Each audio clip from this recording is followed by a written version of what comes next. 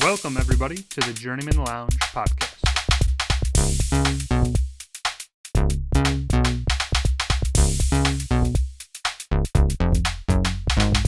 You better be praying to God because, you're 14 and losses in a row. You're going to need Jesus. Am I wrong? I thought you were pretty wrong, yeah. Welcome, Journeymen Lounge podcast listeners. This is our, 85th installment? 85. 85. Like the Bears. Yeah, The greatest team of all time. I'll say this. Stop Bears. Best defense, I think, handed, got to be. Dude, what was I? The only one that comes close is the Baltimore, Yeah, 2000 Ravens. Yep. Agreed. I was talking to somebody the other day, and I think it was at a family party, and the kid is Polish sausages. The kid is like a generation younger, and I didn't even think about this. He was like, we were talking about the Bears, like great football teams. Went to the championship against Indy. So okay, so sorry, Super Bowl. Yeah, back to my story. So he's like, we're talking about the Bears. He's like, oh man, I heard the '85 team was good, and we are all like, what the fuck? Are you talking about? Good. And then we go on to go like, oh well, like you have to watch it. You've seen clips of it, right? Kid has never seen any clips of the '85 Bears, and now it's like I gave him homework. I was like, dude, Does he know Walter Payton is? Who is he is he has a general, I think, idea of like the bigger guys and all that stuff. But like overall, he just was like never saw a clip. He knew that they won one before, but like didn't know that like they dominated the game. I think it was like 45-10 or 43-10 or something like that. It was a stomping. It was just like a realization. I was like, damn, people like haven't even seen a clip of that game of like, just hearing about it in folklore type of shit. I feel like growing up, that was like, I don't know, like the first thing. Well, like our parents would say, like Jim Brown, like Right. watching him, Well, or like I think even to that point, OJ. Like I don't think we ever watched OJ when we were younger, but we'd watch clips of him. Like the guy was an incredible running back too. No, I was trying to say like growing up a Bears fan, that's like the first thing you hear about from my dad, like the '85 Bears, and then you find out like about them, and you're like, damn, like, and then it makes you want to be a Bears fan. I feel like A little bit. They invented the 4-6 defense. yeah. So Butter on. But yes, keep it on the NFL train. There's a draft night. We were doing it here. Bears went with that Colston Loveland. Sorry, from Michigan. Jerry's. We'll see what happens. That's where I'm going to leave it at. I've had a little more time to reflect. I'm not as upset anymore. I've heard some opinions. I'm not as. I'm going to trust Ben Johnson first of all. He's making the picks.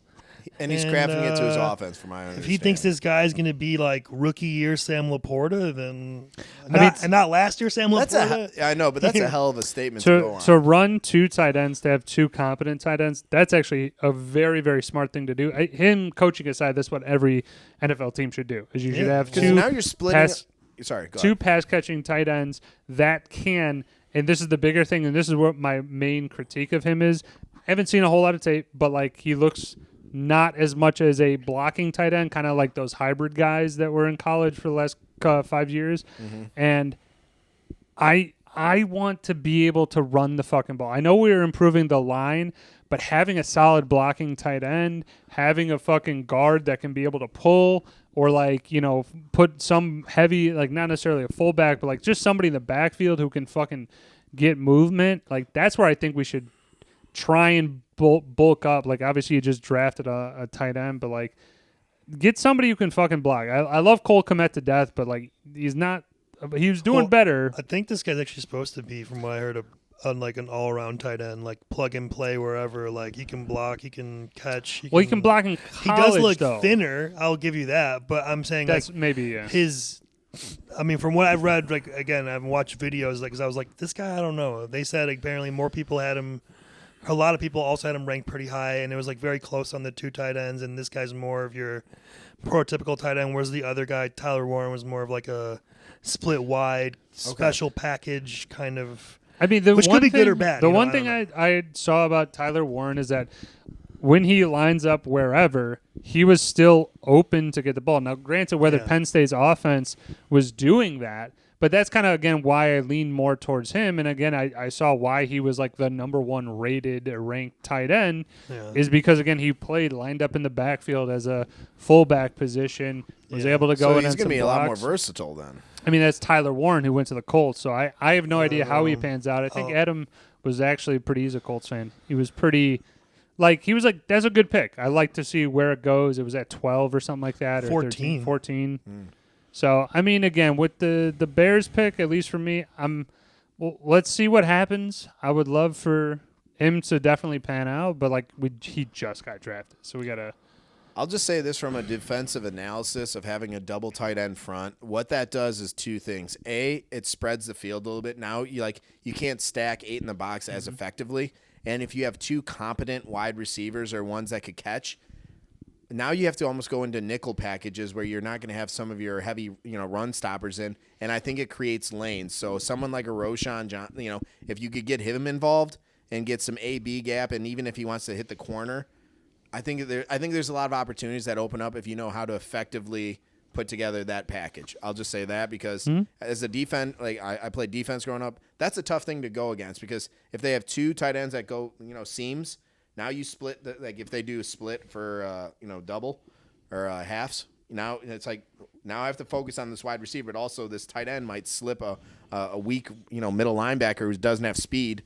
Pop it right over him. All right, I got 30 yards right there. Yeah, I think it definitely opens up for bigger plays. Yes, and you guys need bigger plays. You've been such the offensive scheme of 200 yards a game or something like that. Jesus Christ. I mean, I would definitely anemic. say they're better than that. They have not by produced a much. whole lot of big plays since really Devin Hester. I mean, you had spurts here and there, Forte would go with a long run every now and then. But overall, we really just, Tariq Cohen was good for a blip. But Right. Sustained big plays, I'm thinking it's coming on the shoulders of Caleb Williams just fucking letting it rip, which is what Jay Cutler did so well is he just said, fuck it. I'm going to throw it down there. Hopefully somebody's fucking out there. And those were big plays to Brandon Marshall. They're big plays to fucking other guys there. It's we missed that. I missed that fucking quarterback just And he had a cannon. Cutler had a fucking whip to his arm. Yeah, definitely. Caleb Williams can throw the ball. Am I going to say he's got more zip than Brett Favre? No. But, not many do. I think he's more versatile, obviously, to, I guess, create more opportunities than a Brett Favre. And in that sense where it's he could slip, run out a little bit, open it up, and kind of toss it. Yeah, but legs are an interesting combo with someone who can throw it. Now, granted, he didn't really throw it too well last year. But I'm excited to see what happens. I think the Bears are, again, always trending in the right position this offseason. I think, without a doubt, you can say the Bears are top 5 of best offseasons so far. And including draft. Now, granted, we get into that period where you're who else is going to maybe be signed? Who else is going to go down because of injury and somebody else have to step up? As you get into the training, there's always a couple guys that torn ACL in training camp, done for the season.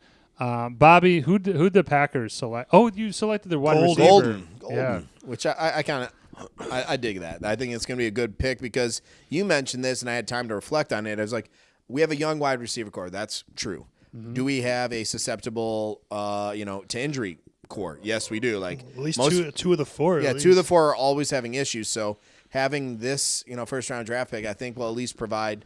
I'm praying some stability in terms of our offensive scheme. Seems like he's kind of like a replacement for Watson, like a guy who can go down the field, which I'm fine with because Watson's always hurt. Yeah, he's always hurt. Now, I feel for him because he's, I think, at least talented enough. He doesn't drop many balls, but if you're not healthy and you're playing 3 games out of the year, we don't get enough. I guess looks. Wicks is also hurt, and he drops a lot of balls. Although he's supposed to be talented, but yeah, the pick with Golden, I think it's something that you guys have not done for a very long time. You haven't selected a offensive player, I think, in general in the last couple drafts at least, maybe even 10. But a wide receiver in the first round, you got to probably look back. I don't fact check or anything. In the 90s, it's got to be some while. No, that's Sterling Sharp. I don't know who it would be even. But again, I think the Packers it wasn't it wasn't a pick where I go geez, what are you guys doing there? No, like I said, I don't think it was a bad option. I'm excited to see how each one of our picks play out, and we'll see. I want to roll this into just a quick blurb of all these college punks that have access to some of these athletes, calling them, with fake calls on the draft day, like Sanders.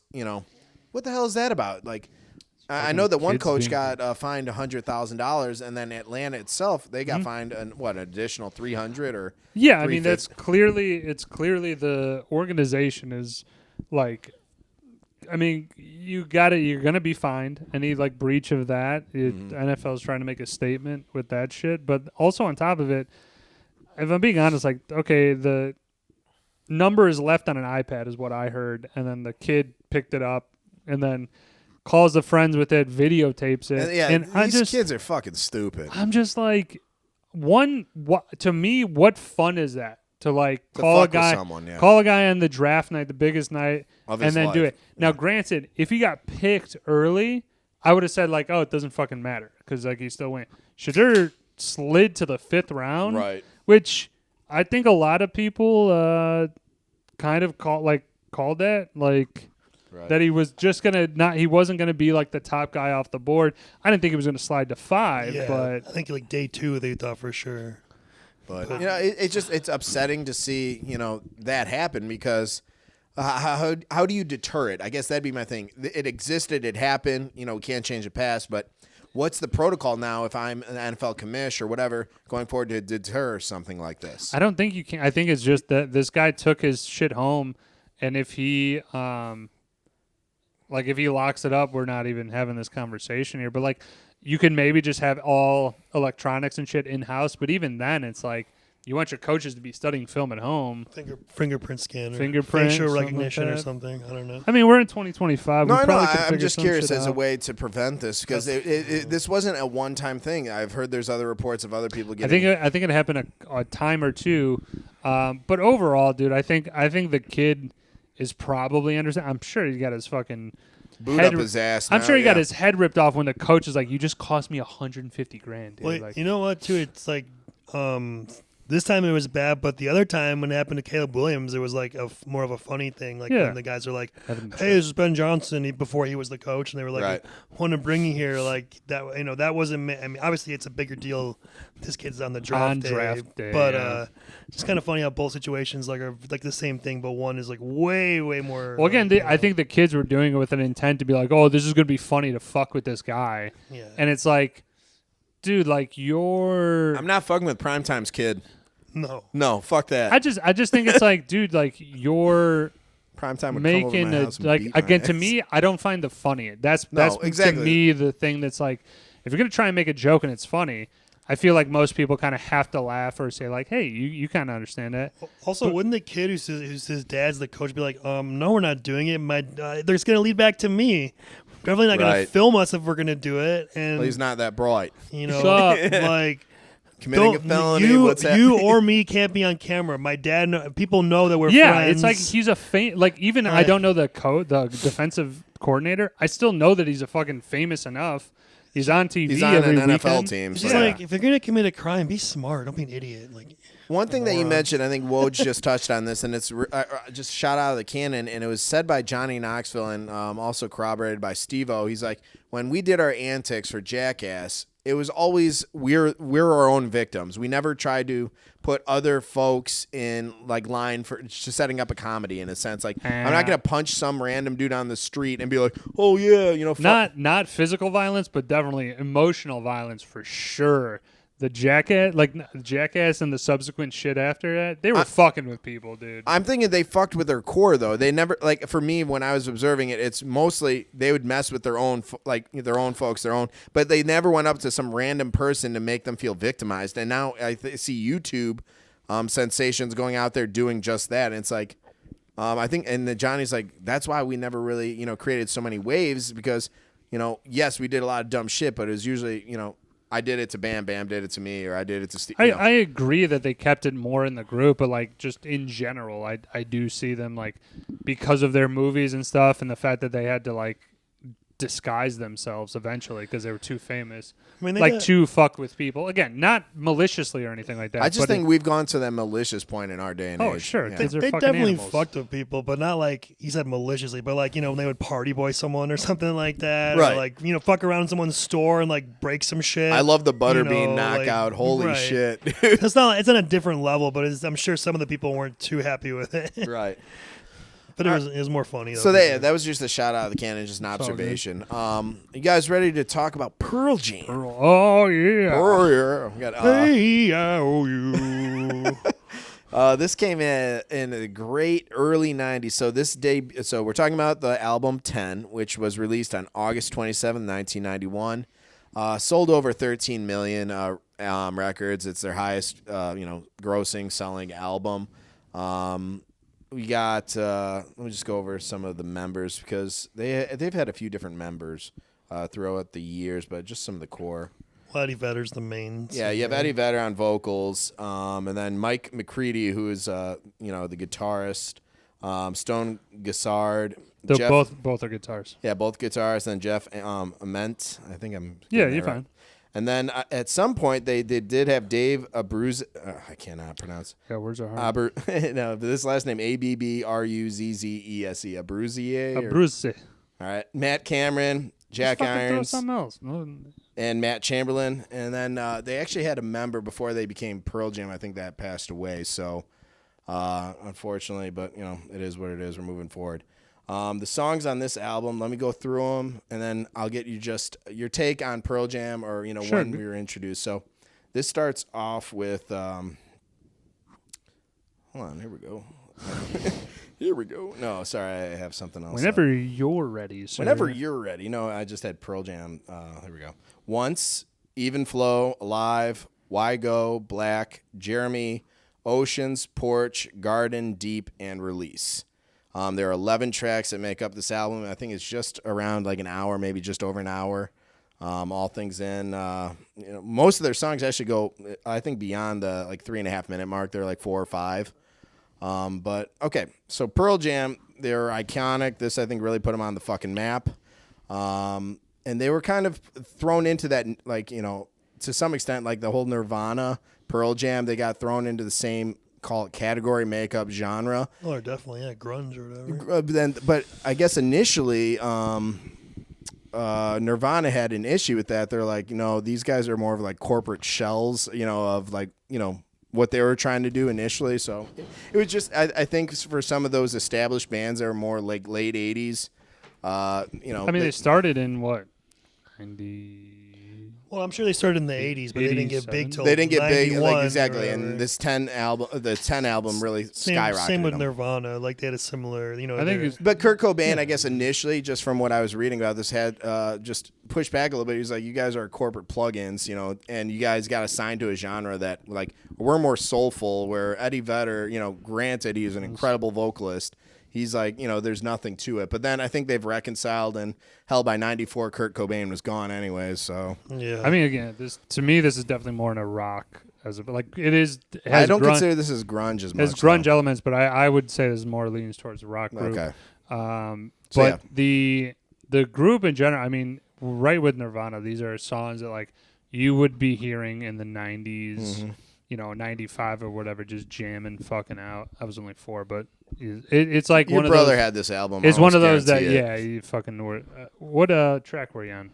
Weren't you going to run through them? Yeah, it did. Oh, okay, sorry about that. I'll go through them again if we. No. If you already did that. No, yeah, sorry, we went through them. I thought we interrupted you. No, all right, did. so. And when were you introduced to them? What are your thoughts? Yeah, my brothers for sure listen to this shit. This is also this.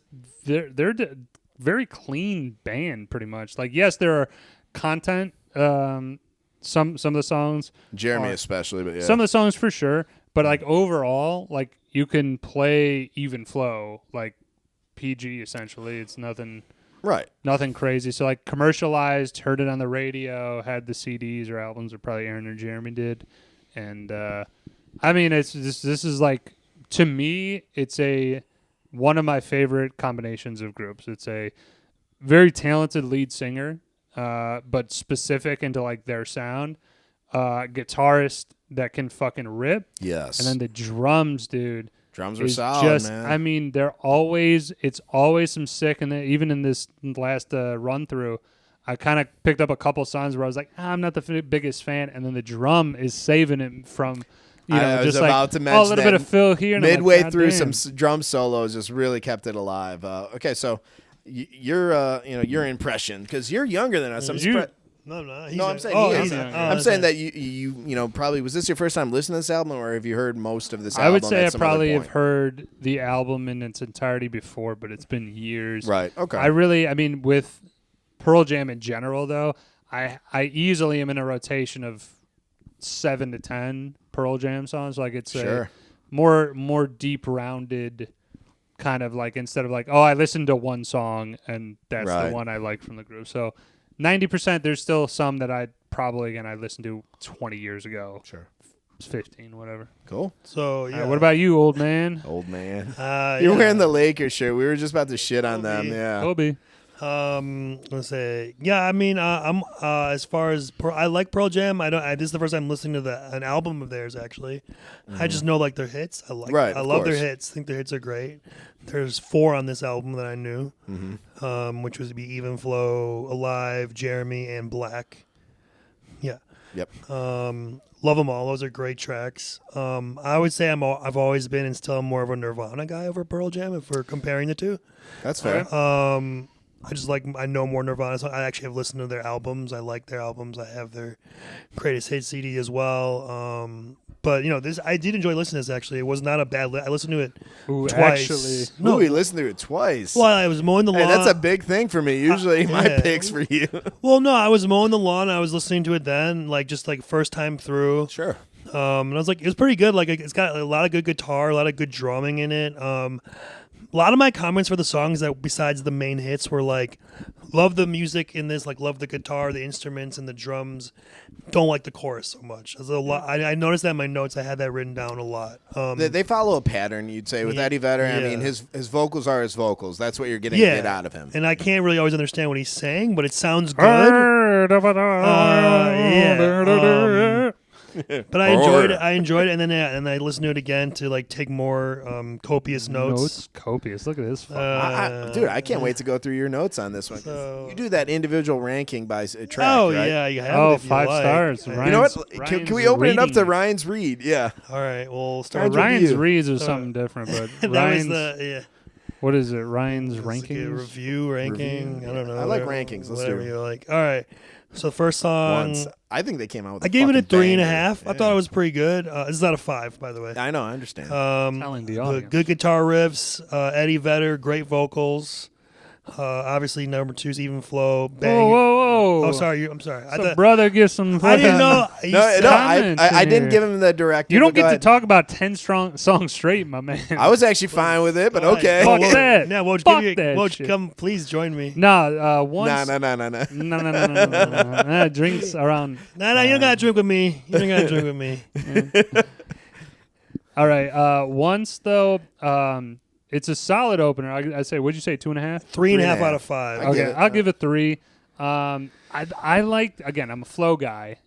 Even Flow. But this absolutely sets the tone in a way that's like they're coming off strong, but it's not in a way like if they opened with a commercial hit, like an Even Flow. You go like, Right. it's great, I like this, but like You have nowhere to go, right? where are you going, man? All right, so once though, again, it sets the same you also get the feeling of the album like this is what they do. They have again the 2 guitars, drummer, lead vocals. Can't really tell the bass in a whole lot of songs. I don't know. No, if that's, not too I much mean, in it's this. it's really like Very heavy guitar and drums. 1 or 2 songs you have a bass kind of leading it though, but I like that part as well. It's not starting off with something a little bit more experimental or like a slower, softer song. They kind of pop out right there. All right, sorry, go ahead. Number 2. 2 is Even Flow. I wrote banger. One of their best ever. 5 Fucking A, five love it. stars. Yeah, 5 for stars. sure. 5 stars for sure. I mean, you could argue it's their most popular song. I don't know. It's certainly in, I mean, it's in the between conversation. the couple there. I put number 3, which is Alive. Yep. Sorry. Again, one of their best ever. I put another banger. It's slower, but great flow. I love the chorus is very catchy. So yeah, I put 5 out of 5 on that 5 too. stars. 5. Yeah. All right. I put a certifiable banger right there. So it's same very page, good. Same page. Yeah, I love the main like, I'm still alive. Dude, I think, this is such a good vibe song too, and I hate using that word like gratuitously, but this definitely puts you in a good like mindset. Like you listen to this, I think that you're, doing a little bit more introspection, but it's just like you're in a good spot mentally. Definitely. Yeah, I really. I said, Unlike Korn. I enjoy. Well, I will agree with you on that. 4 is Why Go, right? Mm-hmm. Uh-huh. I like the beginning, good guitar, bad chorus. Yeah. 2.5 stars. I was gonna say the chorus kind of lets it down, but the one lyric I did like, he's like, she's been diagnosed by some stupid fuck, and I was like, all right, I like that. But yeah, overall, this song to me is like, you kind of go down a peg from. I mean, you're at a highest of the highs, even Flow and Alive back to back. Right. I wouldn't have put them back to back per se, but it does work. There's Yeah, good enough. you could have dropped Alive in a little bit later in the album. I mean, again, or not. I mean, if this one fell off the album, I wouldn't be heartbroken. No, but they started out so well. The song, like the first 30 seconds, doing great, and then to your point, it lost me a little bit. Yeah. And then Black's. I'm curious. on that. Black, one of the better songs. Yes. Great vocals. I gave it 4.5 stars. Agreed. Yeah, I'm gonna go 5 on this. I could go 5. This is I could one go of, 5. This is one of my favorite. Debated. It's not one that I think It's not everybody's as gonna commercialized. Yeah, I literally was just about to say that. Sorry. No, it's fine. As I was looking, I didn't know this one though. But I'm like, oh, I forgot. I'm like, this is the one where I heard it, and I'm like, You forgot the title, didn't exactly. I'm like, I Me know this. too. I know this song, but I'm like, I don't know what it's called, but I know I've heard this before. I think it's definitely underrated, but it's right up there, 5 for sure. Then you go to Jeremy. Again, another fucking amazing song. Now I'm gonna go 4. Ooh. Oh, controversy. I'm gonna go 4 just for the simple fact that the other ones Right. are Okay. Damn. So by comparison, I got it. Yeah, it's not necessarily this is a bad song in any way. It's just that This Gotta- one actually had a lot of I guess issues with it because of the music videos tied to it. This is based on a true story. The kid who killed himself or something. Yeah, right? in Texas. Walked in there, was late. His teacher said, "Hey, you have to go to the principal's office. You came in 15 minutes late." Walks back in a few minutes later with a gun and. So it's I guess true to form, but the reason why he said it, he's like there should be some I guess to his credit. Eddie Vedder's like, we should be talking about this. It shouldn't be something that's swept under the rug. So maybe if it starts a conversation and maybe it helps someone, that's, I guess, how I see it. I mean, yeah, these groups in the 90s, I think, It's again, graphic, though. they have great, non-gratuitous type Right. of lyrics, but then obviously this is also why the group is great, because they fucking make you They went feel there, with yeah. this shit. Yeah. I put one of their greatest songs, great beginning, catchy chorus, 5 stars. Yeah. Vocals on this fucking crushes, too. Next one, Oceans. Yeah. Slower song, don't like the chorus. It's a skip. It's a Yeah. 1.5 stars. All on the- 1.5 stars. all on the same for that. Porch. I like the upbeat start of the song. Instrumentals are kind great. of not as good towards the end. Right. I put 3.5 to maybe 4, depending on. I think 3.5's about right. Yeah. I think it's appropriate. Yeah, this was one of the songs I said in the beginning, the drums definitely picked this song up for me. I'd probably go 3.5, 4. But it's this is a nice flow song. I would have really liked them to maybe interject this one instead of Release at the end? I mean, release at the end maybe. Flip them or something? But why go? Maybe you could have Yeah. popped that those. in between that. This is I think a good song, but it's you got to keep the energy up when you're going at the level that they had at the beginning. What's next? Garden. I put. Fine. I like the start with the light guitar sounds. Didn't care for the chorus. Like the part of the song later with the whammy bar sound. He was going off on the whammy bar a Yes. little bit. And the lyrics on this is actually fucking, if you get a chance, check out the lyrics. I gave on it this 2 one. stars. I could see that based on, I guess, just the surface level of it. But like I said, lyrics, chorus might not be that great, but the lyrics of the song and the message behind it is I pretty just think in cool. general, my thoughts on Pearl Jam as a band, at least on this album, I love it more when they're rocking out, like Right. going hard. This like, one slows it down. big a bit. riffs, like they're banger songs, and when they slow it down, they're kind of not as good for me Okay. personally. I know we got deep. 10 deep. I just had one word. Meh. 2.5 stars. Yeah, it's a decent song. It's not anything that I look at going, this is amazing. Yeah. It's just, again, it's to me, it's where they do get a little repetitive at times. Right. I think that this is, Kind of just like copy paste. I felt a little bit. Yeah, I would agree in terms of like Eddie Vedder doing Eddie Vedder in the chorus and like just the instrumentals on. It's not bad, but it's nothing you're gonna like remember at the end of the day. And then this is something I brought up to Ryan, but this is a 9-minute song or close to 10 minutes now, or 9 minutes, but around the 5-minute mark, it basically fades to nothing, and then you think you're done with the track, and then it kind of picks back up, and it does, I think, just straight instrumentals for the next like 4 minutes or 5 minutes.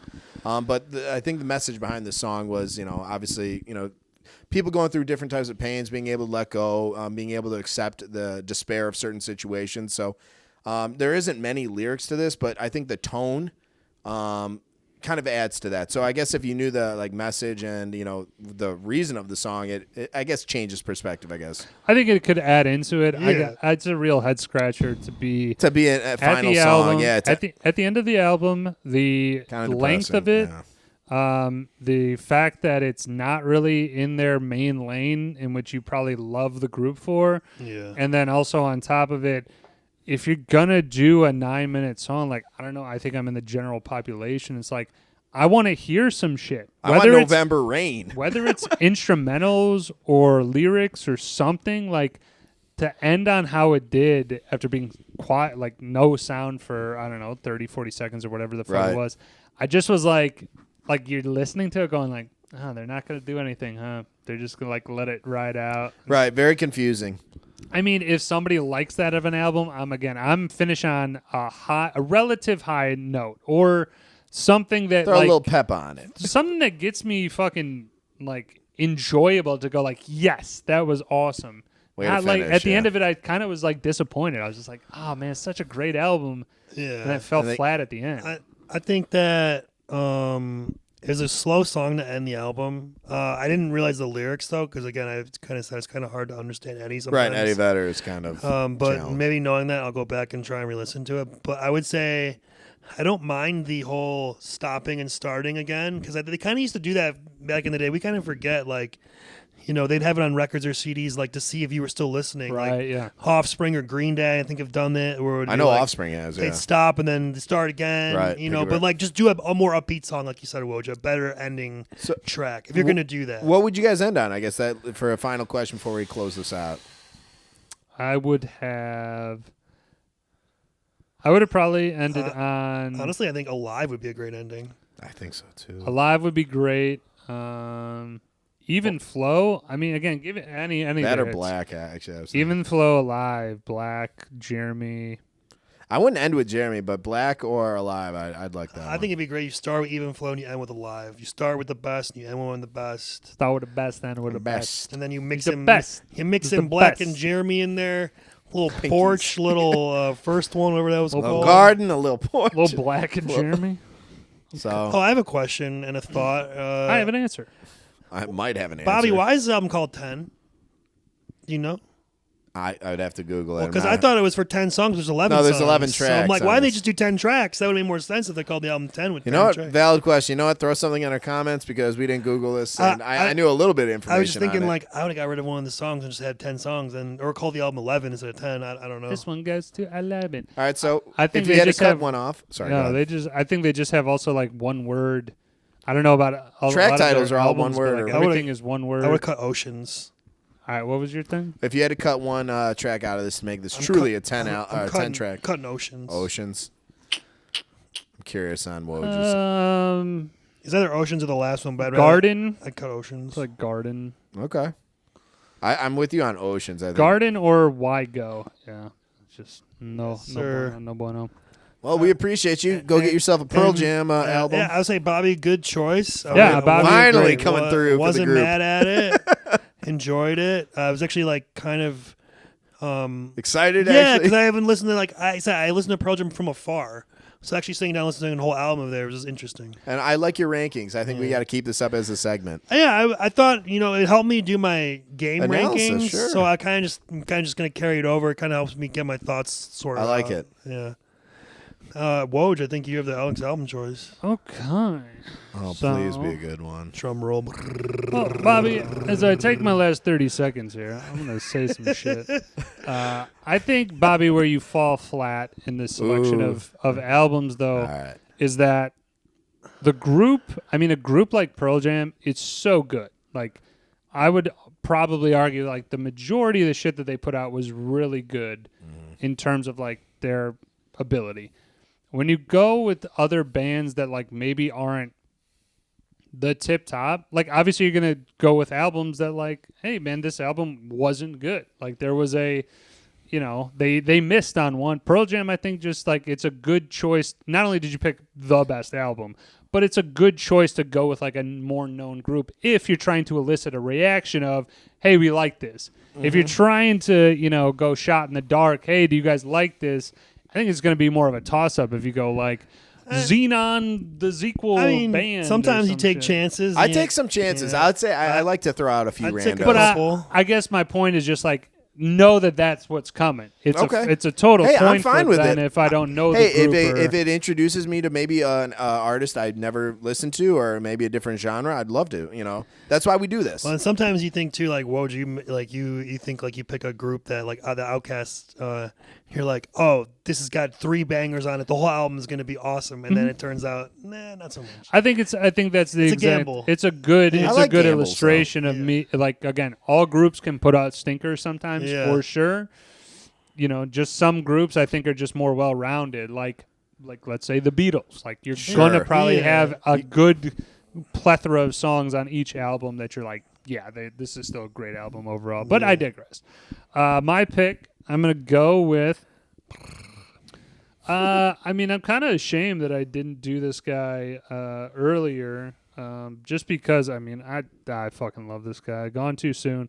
But Mac Miller, Yes! best day ever from 2011. Oh, best day ever. You're not going Kids. No, I'm going to go best day ever. Okay. Didn't we do Kids? No, he didn't. He was gonna choose it, and he didn't do it. That's yet. because I had Yeah. to. Also, it's on my list of choices. I didn't know if we did an album before, so I had. You went one in with the Chance the Rapper. Right. No, I like it. Let's go. This will be a good So one. Mac Miller, get it Hell going. yes. I'm actually very excited. We're gonna Next. take a break. Yeah. Come back. Movie review is mine. The Doors.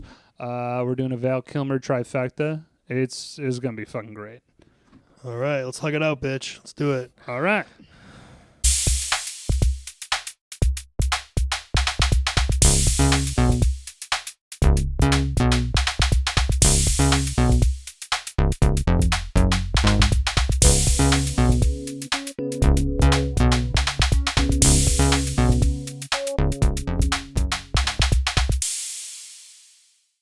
He's great, man. I love his voiceover work. Welcome back to the Journeymen Lounge podcast. I'm Patrick Warburton, and to my right's Bobby. To my left is Hey, Elton John. Elton, what kind of movie you got for us today? Oh my I don't god. like that. Feels like an Arby's night. The Journeymen Lounge podcast. That's right. That's are into our Val Kilmer trifecta, as he unfortunately just passed away. We're honoring him. Yep. So, it felt like time to do that, just with him passing away recently. But I'm going to come out with, again, my pick into, like, I think where he kind of made his bones as, like, an actor to go, like, this guy has got something special of the acting variety. I went with The Doors, directed by Oliver Stone, 91. This just basically follows the Doors' rise to fame. It's a biopic, I would say, pretty much in the sense. With some inaccuracies, but Some yes. exaggerational Hollywood type of stuff, which we'll kind of key on But later. Yeah, it's basically a biopic, yeah. But yeah, I would definitely say it shows him pretty much right as they're meeting the group. Like, starts with him kind of like right around college age. I mean, Jim Morrison only was alive till he's 27? 27. Yeah, 27. The 27 Club. 27 Club. It's There's a famous Hendrix and Janis Joplin. and And there's a lot of people. There's Bob more. Marley, Yeah, Bob Marley. I think. Kurt Cobain. Yeah. There was, I don't know. There's a list. There's a lot. Yeah. Amy Winehouse, I think, too. Yeah. nice.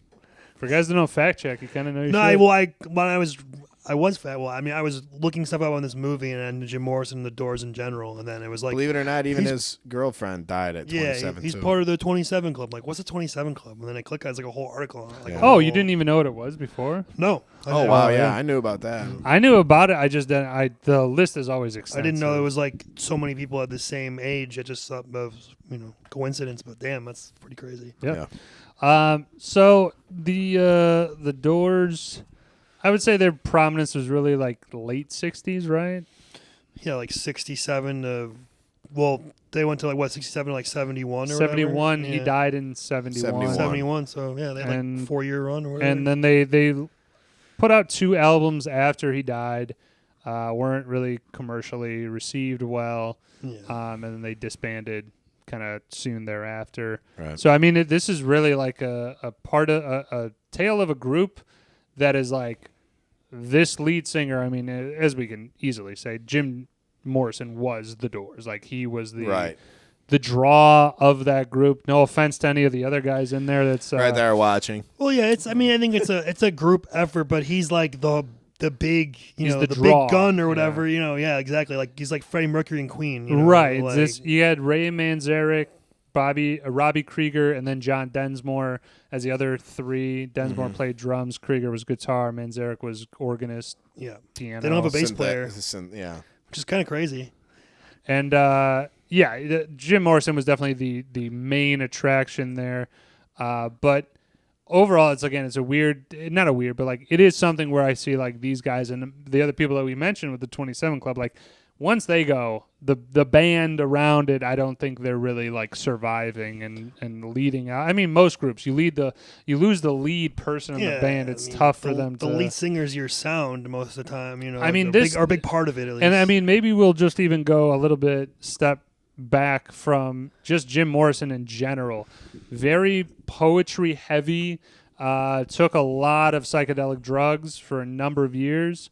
Really pushed the boundaries, I would say, of like performance rock. I mean, in some of the scenes, like he's trying to. I think he's just on drugs a lot. Like, He's just or drunk.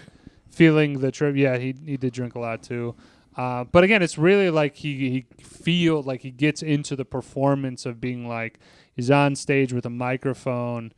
Again, probably having some sort Like of Jimi Hendrix did that shit too. Like he would rip, cut his head, rip acid in there and put a headband on. But like you're right, he envelops himself into the performance. Like that is his only focus for the next 2 to 3 hours. And I think it's also good to point out though that this is done in a time 60s. Yes, everything. there is a sexual revolution, a civil unrest Yep. as the same time war. Vietnam. You're just hitting all the Sorry. points there. My bad. No, it's all good. So there's a lot of things going on, but again, also the drug culture in California. Yeah. It definitely is UK too, booming, yeah. and you can see in almost every scene Jim Morrison is fucked up. There's maybe not one scene where you can clearly tell that he's on something. Oh, and the group said that the movie's kind of bullshit about that. Like he wasn't fucked up that much, but I assume it's a movie. I mean, I could see him being very eccentric. Person, I could though, see on based on some of the show lyrics on and some show of the nights. stuff. Yeah. I could absolutely see him being like, "Yeah, you're pretty drunk, probably a little high. I want to be a rock star. on I mushrooms." get that. I think he definitely embodies the rock star lifestyle. Like they rose to prominence in that short period where they were like getting flown private to a different, city every night or every Sullivan weekend. show. Yeah, at Sullivan Show, which we'll get into that. Yeah. So let's get into the shit.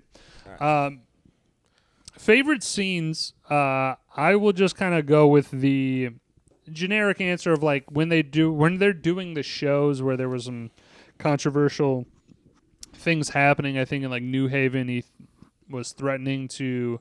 The cop, he got arrested. He got maced, and then he was talking about the shit on stage, and they didn't like it, and just turns into chaos. Oh yeah. The man in the little blue hat sprayed me or whatever. Yeah, that whole thing. Okay, my one of my favorite scenes, and I guess to set up who he is as an individual, and kind of, I think it was good, I guess, landscape or casting work in that sense, was when he shows up, on that girl's like porch, second story porch, that same night, like he comes back, taps her awake, and they have like a, their night, they're going. Yeah, out. he that stalks her whole back to her setup, house. for the next 5-6 minutes. I thought that was incredibly done.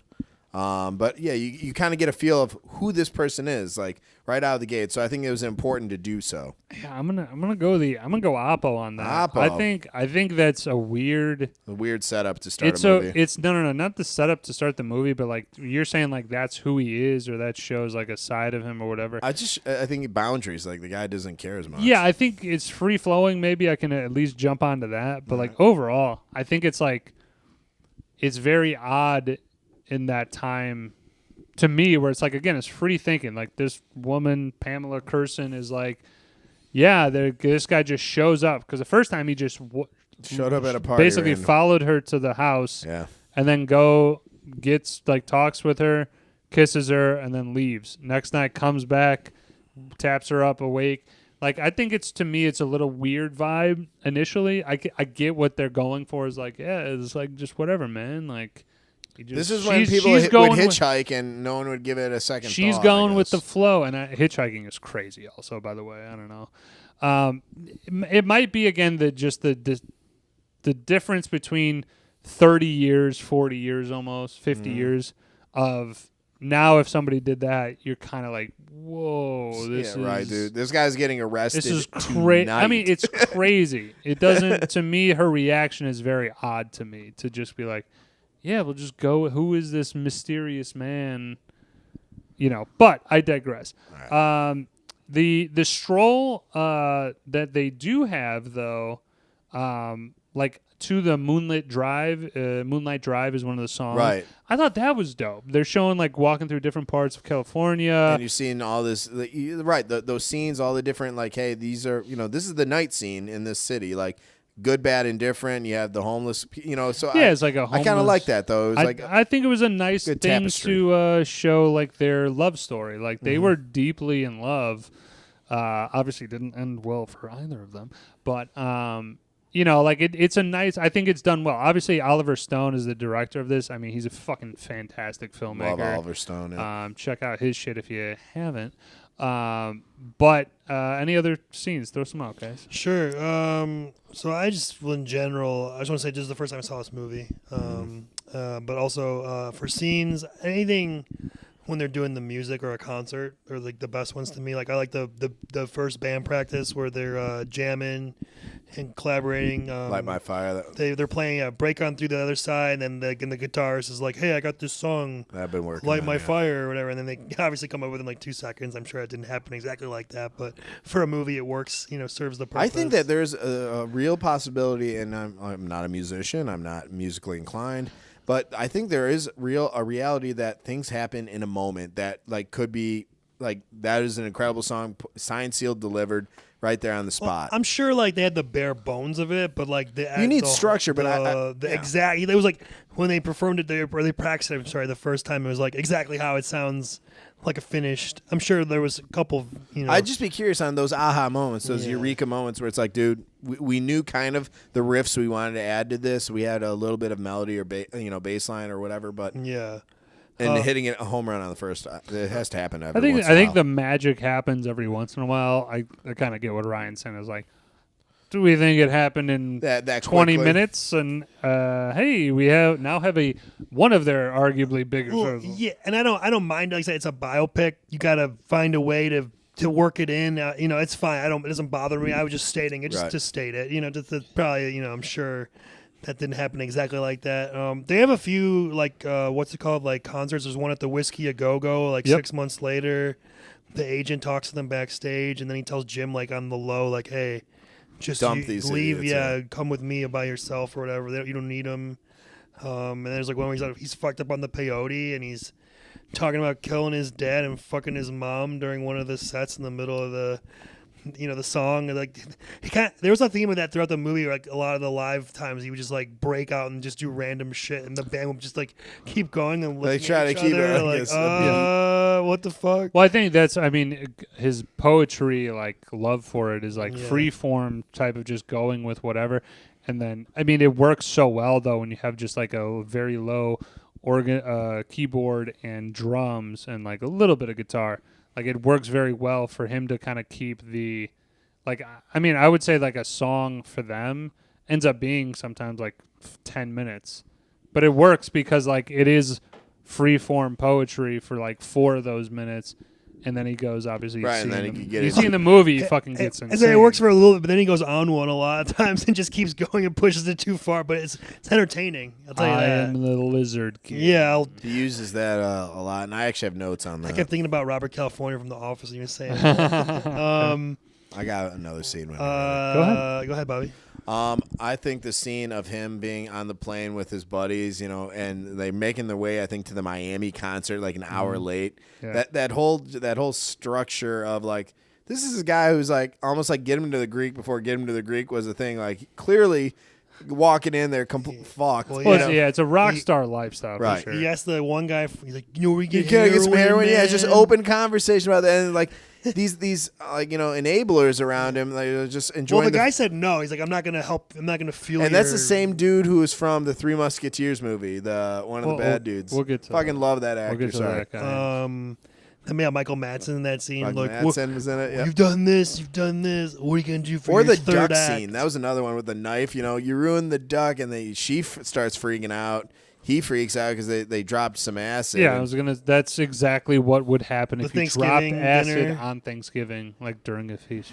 That was odd That and was- uncomfortable. No, but I There like you that go. scene because it's like everything went to hell. It was chaotic, but people like were just like, oh yeah, they'll work it out. Like it seems like there was such a dismissal of the real like situation going on. Apparently that never happened, but it's entertaining as That's hell. again again. exaggeration, Okay. but in general, I think again it's like make stupid decisions, get stupid fucking prizes or yeah. whatever the fuck. Like it she is. has a funny line that dude's just like, "You stick your dick in this woman, Jim." Mm-hmm. He's like, "Sometimes" or whatever. I mean, there's a do, lot yeah. of. We'll get to quotes for sure in a second here.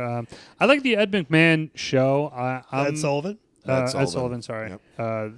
Yeah. What's his name? Ed Sullivan. Ed Sullivan. I like that old timey thing where like this is what groups had to do. You had to go and play commercialized like Right. shit and be very PG because they're on Yeah, you a got network Change your lyrics. and do all that stuff. But like in general, the Johnny Carson, like the too, sets of it and stuff like that are like very like cheesy, but I like it. It's like in a I like the cheesy Doors. way. That looked great. They It's like actually, the doors over it. They had like smoke, like Billowing statues. that. I liked it. or statues, fucking smoke, machines and stuff like that. I like that. Obviously, any of the stage setups are pretty dope. Yeah, that's probably like my favorite, like one of my favorite scenes. And I like the way, even though again, I watched the real clip of it. It's not how it actually happened. Like he doesn't emphasize it and be like, He just says it, yeah. But like I like it for the movie. It makes it entertaining. And Yeah. I was gonna say I heard too also that the real story behind it was that he didn't have a problem changing it, and he just forgot to do it or something. Like he just was like, "Oh, Mental lapse. like oops." But for the movie, it makes the way they're painting him to look, it works a lot better. With it's almost like the way they did it. Right. like Killing in the Name. They went on like was it ABC? Yeah, And Rage Against the Machine, like knowing this song is a lot of swears. He's like, "Fuck you," I won't Right. do like, Yeah. and immediately like within like 10 seconds they like cut the feed. So yeah, similar vibes, I suppose. Okay. what do you got, Woj? I like the tits. No, I like the amount Yeah, of it's tits a little in it, too. frontal. Yeah, They were good. They were good in this. the blowjob scene on the That was elevator. interesting. That Yeah, was- for sure. I do enjoy the years later kind of recordings where Jim is clearly in like his throes of addiction and being unfortunately close to death. But I enjoy it because it gives like this nice I like the aesthetic look of like a guy in the dark talking into a mic, like smoking a cigarette in a silhouette, just like.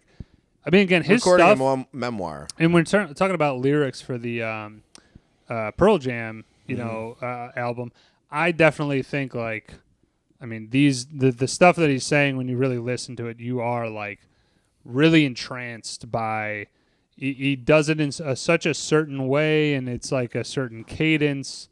His voice is also very pleasing to hear. It's like all those elements combined in him just like kind of doing the recordings. I thought that was pretty sick.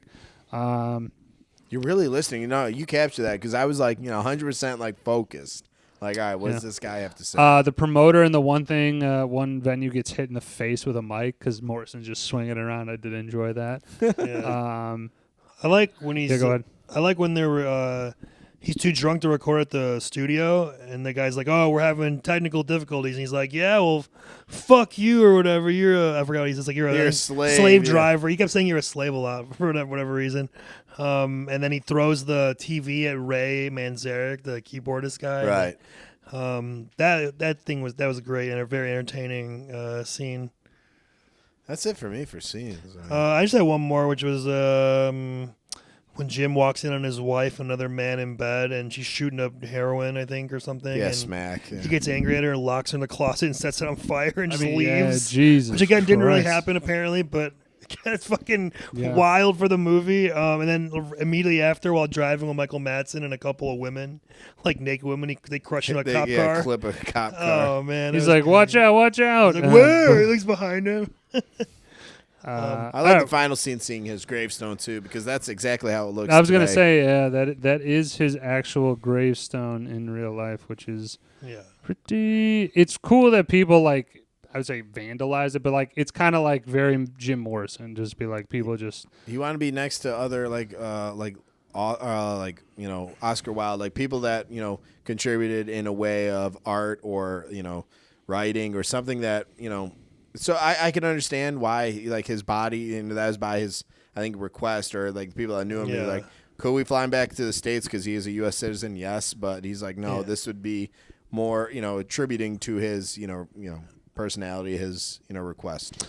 Go ahead. I think for me in general, I would just say, like, anytime that Val Kilmer gets to perform and sing, whether it's they're recording a song or writing a song or he's doing a concert, those are my favorite parts, because he does a great job. Like, I don't know if you looked in if you saw it in your research, Roger, but like the actual Doors couldn't tell between him and Jim on some of the recordings. He sounded that good. So yeah, I think you had maybe mentioned when I did the Doors, maybe this was off pod, that like he sent him a tape of him to Oliver Stone to get like, hey, I can fucking do this shit, man. Yeah. And he looks a lot like him too, as well. So the fact that he has both things working for him, physical characteristics, it's like the perfect age, and for Val Kilmer to play him, it just synced up like beautifully. I'd kill to have that hair. I think it's great. I think it's great casting for sure. As we're talking about casting, let's get into it. Yeah. I mean, I just got to definitely mention up top. So Oliver Stone is the professor. I mean, he is just a phenomenal director. Was he the professor in the beginning? Yeah, in the film class. No shit. Sorry, is that why he's uncredited? Yeah, he's got that terrible goatee, like wig or whatever. He's got and they went through his whole. Well, that makes more sense. I was looking for him. I was like, who the fuck is this guy? All right, but like JFK, Platoon, Born on the 4th of July, Natural Born Killers. What else? Snowden. He did more recently. Born on the 4th of July. You said that. Any Given Sunday, World Trade Center, Any Given Sunday, U-Turn, I think he did. Yeah, Nixon. Yeah, so he's done. He's got a variety. Look at that. He's done his shit, and Very I think talented. it's always done very, very well as well. I mean, the main guy, Val Kilmer, again, kills it. That's what we're talking about here. I just got a couple notes. Like Meg Ryan, I think she was good as the role, but I also think like. Could somebody have done better? Absolutely. Yeah. She was terrible. I think she Thank you. Finally. She was miscast. Oliver Stone even said as much. Like he regretted it. I think if we were going to recast, why not? But if we were, let's go talk about it. You do Robin Wright, who played Jenny Gump like 3 years later, basically did this kind of hippie girl, drug chick. I think would be perfect. She's even younger at the time before, like coming off of Princess Bride. I think it's right there for the picking. That's actually that's not a bad pick. Yeah, I mean, I would say she is like playing that same role. Like it could be good. I think Meg Ryan though plays a good enough role of somebody that you dislike eventually at the end of the movie, because I mean, I'm not gonna lie, like you see like the toxicity. But you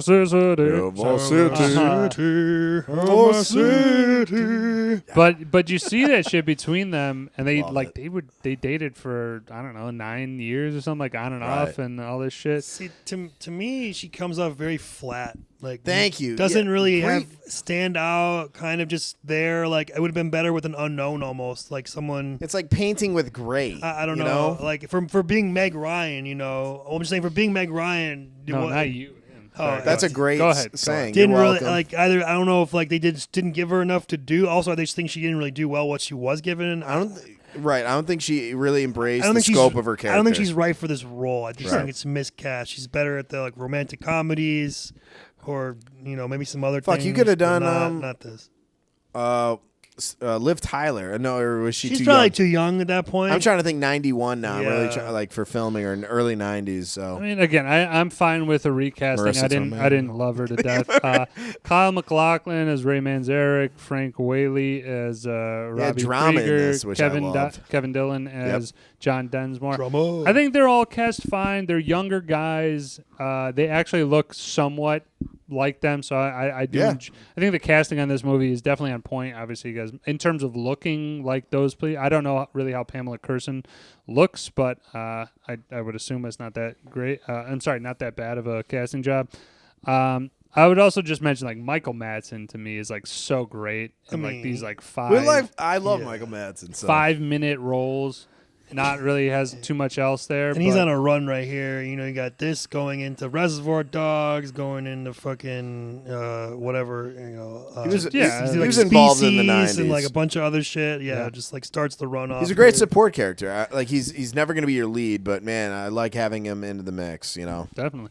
I also just want to mention real quick, Will Jordan, who's the guy who plays Ed McMahon. I did write it down. Ed Sullivan. I wrote it Ed McMahon twice. Sorry. That's Johnny Carson's sidekick. Yeah. Ed McMahon's like, the $1 million. He also had that. You keep messing that one up. That one Star Search. Ed Sullivan. Okay, 3 3/4 stars for Justin Timberlake. Either way, Ed Sullivan, the guy Will Jordan who played him, is fucking phenomenal. If you've seen that Ed Sullivan how he talked, that's exactly how he fucking talked. Really big. All right, we gotta run through that guy list in this is fucking huge. Huge. I had 1, 2, 3, 4, 5. No, 6. Sorry, 6. Those are rookie numbers. You got to pump those up. Nice. Do you want me to do mine first or your first? You go, and then I'll fill in the gaps. So definitely, you got Chief Jerry Riley from Rescue Me. He's one of the cops at the concerts when Jim Morrison exposes himself. He's like, "Where's that fucker who took his dick out or whatever?" I don't know if you noticed that he was in it. What was his? What's his actual name? The carrot. Yeah. I don't know. It was a cop at the concert. I don't know. But was he credited as the? I don't know if he's credited, but he was in the movie. No, I understand it. It's a little hard for me to. Chief Jerry from Rescue Me. I know who you're talking about, but I just can't place the name, and I gotta get the name. Keep going. Okay. Titus Welliver was the cop who maces him in the backstage at the New Haven. Michael Wincott, please. Yes, Michael Wincott is the band's producer. He's from 24, Live Another Day, Alien Resurrection, he was in Three Musketeers, and I fucking Jack loved him. McGee. Jack McGee. If I could have his voice, I want that gravelly voice. I really do. Dude, sold. I don't know this guy's name, but the detective from Ace Ventura, I'm pretty sure is Aguado, baby. The club owner who throws him out after he says, like, I'm going to fuck my mom and kill my dad or whatever. That was such a fucked up scene, man. The agent... Aguado? John Capodici. The agent who tells Jim Morrison to go solo is Gene Cusimano from The Sopranos. Yeah. I don't know his name, but just Gene Cusimano. We know it. Coos. And then I don't know if she's credited or if it's even her. I'm like 90% it's her. It looked like Debbie Mazar was standing in line at the club. Is a whiskey girl in the at the Whiskey Go-Go or outside when he's up. They literally pan by her for 1 second. for like a half second. Not even a good pickup. I had to go back and pause. I'm like, I'm pretty sure that's her. Because again, I've been watching Entourage again, and she's Shauna. Yeah, Shauna. I love fucking that's Entourage. who I had. I'm sure Woj has a couple more at least for us. What do you got, Woj? I ever? All right, man. The one that you didn't even mention. You guys know Eagle Eye Cherry? Yes. The singer. Band? Yeah. The singer. He's in this? He's in the fucking movie. Really? Fucking Yeah. what? In like a passing scene? Like, I mean, he's in one shot. does he have any lyric? Or I wouldn't sorry, even any have. No, I script? mean, yeah. I don't think he has any lyrics. But The let me dude see. from Eagle Eye Cherry. Holy And shit. his literal name in this is Eagle Eye Cherry. He was just a roadie. But I was like, God damn, that Okay. is him there. Interesting. I didn't pick that up.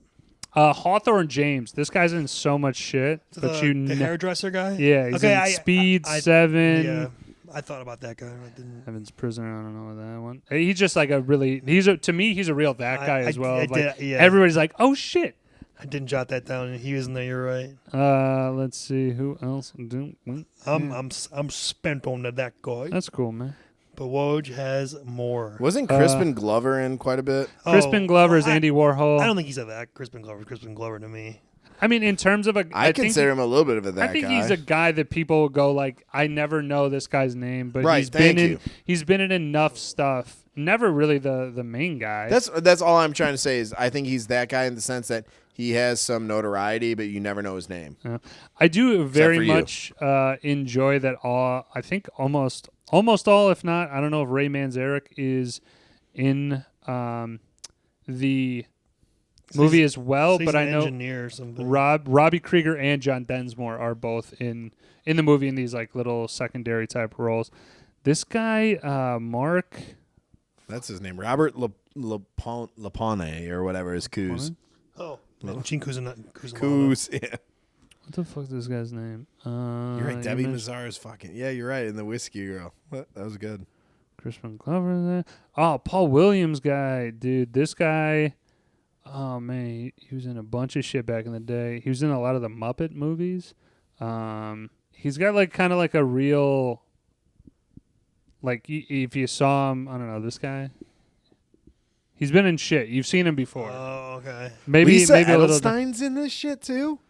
Who? Lisa Edelstein. Lisa Edelstein's the hairdresser in that. Yeah, holy shit. She would definitely be like not I guess a that guy, but I don't. Mimi Rogers, Mrs. Kensington, isn't it? All right. This guy got a shout out, man. Sam Whipple. He was in just a couple of things here. The Rock. He was Larry Henderson in The Rock. He was in Airheads as a quick thing. Like this guy died at 41 though. And I was just like, oh man, he's in like 3 fucking banger movies. Yeah. Mark Moses, this guy's in a bunch of shit, and he's like, Oh yeah, I got like familiar. he's just an asshole in everything he is. Yeah. Like he's just always like a kind of a douchey Yes. 40-year-old. I think 2 more. You got me on Aguado. I fucking love that though. Aguado. What a great name too.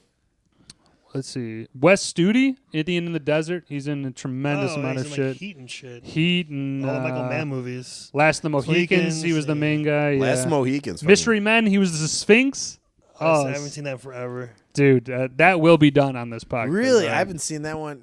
I don't think I've seen that one. I only Or seen maybe since I was blips. in All sixth right, grade or fifth and grade. we have to mention the man, the myth, the legend, Billy Idol, dude. Billy Idol. Oh, yeah. Is Fucking great. Love I Billy. mean, not really a that guy, but he makes an appearance in there. I Well, love it. apparently he was His supposed to- voice is so like easy to pick He up. was supposed to have a bigger role in it, like maybe the Like- Michael Madsen role, but he got in this bad motorcycle accident, which also I heard Very rock star of him. cost him potentially being the T-1000 in Terminator 2. Oh shit! Very interesting in the early. Come on, Billy Idol cannot be a T1000. Dude, this is I mean, that's- facts. This is what I heard. I'm He's just just saying, relaying I'm the glad information their to you. casting went with what's his name? of course, Robert Patrick. Robert Yeah, Patrick. Robert Patrick. He fucking crushed it. It's more, I think Billy Idol has like a look about him, and he has a unique. He could have pulled off the And he look has, for like, sure. crazy voice. So probably was like, Doesn't need to talk. originally OJ was gonna be the Terminator. Okay, but I'm just saying, You know? why couldn't we have Billy Idol as one of the punks from Terminator the original, where you know those guys that initially like see Terminator like drop down naked? That would be a fitting, Could be. Of course, but I'm just saying again. That's why. Laying the facts. There you go. All All right, jumping over to Arguing quotes about here. dumb shit. I just got a lot of. They're really obscure. I got only one. They're not really like. I'm not going to really set up the scene in every single one, but because it's a lot of. Did you say quotes? I'm sorry. Yeah, quotes. It's just a lot of stuff that Jim Morrison is saying, and I find it always really funny or really I intriguing. have one like, quote. first one is like, no music, no doors. Here we go. I feel most alive facing death. Oh, I have one quote. He's talking to Michael Madsen. They first meet, and he's like, "Hey man, I love you." And then Jim Morrison's like, I like your movies, man. You have a great penis. I don't know why he said Right, that. that was dude. funny as Well, shit. He's in Warhol's movie. Andy Warhol's movies were very, let's say. This is a funny comment though. Would you ever tell a guy he's a great penis? Well, It's just like- in the fact that I'm sure It was funny. his dick was in a Probably Andy Warhol on movie where scene. like he pushes the brink. He was really experimental with that shit. Hey, man, Probably you had some- got a great, Actually, this is- great dick on you there. This is the synthesizer guy. He said, "Hey man, this isn't our scene. These people are vampires." Raymond I like Zurich. that because it's like, dude, they're just drawn from whatever you can fucking put out on it. Like, you know, Drama has the one quote at the end when he's like, fuck. we took drugs to expand our minds, not to escape. Not to escape. Yeah, I think that's a valid point. Yeah, I got a couple like Get Lost or Far Out, man. I don't know, Yeah. they're just for funny. Where's Your Will to Be Weird, Man? Jim is so funny though in a lot of this shit where like Pam is like, "Why are you doing this to me?" He's like, "'Cause you're in the room." Yeah, because you're in the No, to go room. on, I'm gonna just call him drama scene where he's like, for a man who loves pain, you're John you're really quick to run away from it. So I was Yeah. like, dude, that I thought that was a nice like, kind of nail in the coffin. Like, here's you, Mister. Like, death is my end. But it's like you're constantly trying to avoid fucking the reality of what you're trying to be in. Oh, without a doubt. He's tells the one girl, "I fucked the death away."